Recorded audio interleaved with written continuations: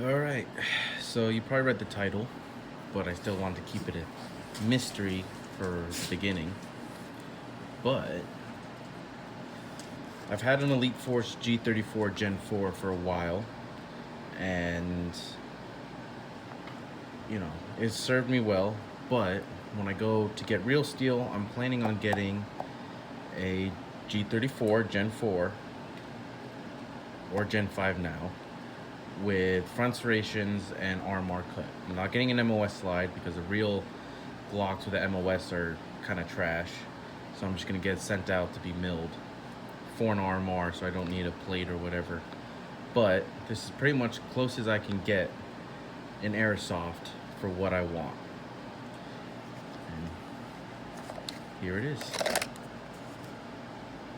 So this is an Elite Force Gen 5 / Gen 4 MOS with front serrations. This is a Bomber custom slide. It's aluminum. I don't know if they had a steel version, but I was gonna get aluminum anyway just because gas efficiency, and I want it to be snappy. I didn't want like a sluggish recoil, so I got the aluminum. Now, Elite Force says that the Gen 5s are not CO2 compatible, but then I've had friends say that they contacted Umarex and Elite Force and they said it was CO2 compatible. I don't think so, because this started off as a Gen 5 G17 and it didn't really like CO2. But like I said, I had a Gen 4 G34 that was CO2. So basically, I took the hammer group and the blowback unit from the Gen 4 and put it into the Gen 5, no issue. Even the trigger and trigger bar Gen 4. The only thing really left that's Gen 5 on here, stock Gen 5, is the frame itself and the front frame rails. The reason why I had to get a G17 Gen 5 was because, unlike real steel, the Gen 4 and the Gen 5s have different front frame rails. So my over $200 custom Gen 5 slide would not work on my Gen 4 frame, even though on real steel you could use a Gen 5 slide on a Gen 4 frame.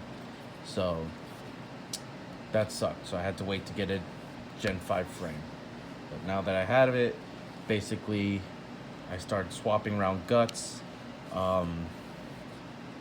The trigger is the old trigger from the Gen 5 or Gen 4 frame. The trigger bar is a Gen 4 from the Gen 4, and the hammer group is from the Gen 4. So those are all compatible somewhat. If you want to keep the ambidextrous slide release, you cannot use a Gen 4 trigger.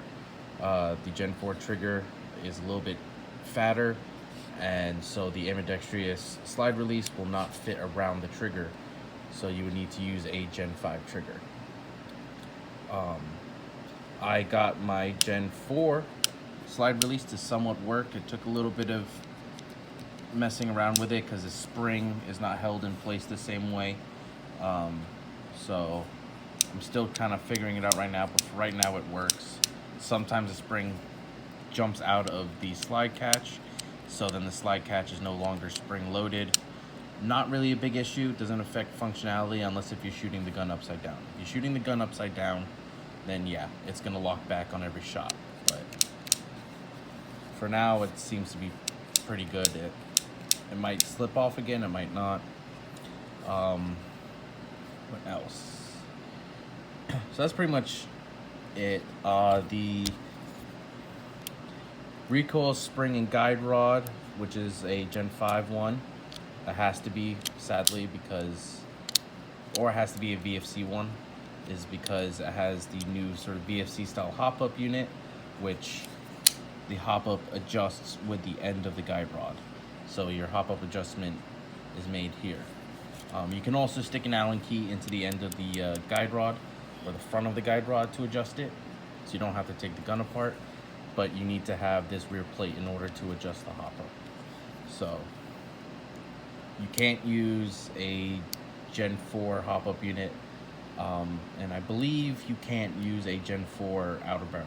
It has to be, the whole upper pretty much has to be Gen 5 except for the blowback unit. The blowback unit is the same as a Gen 4, Gen 3.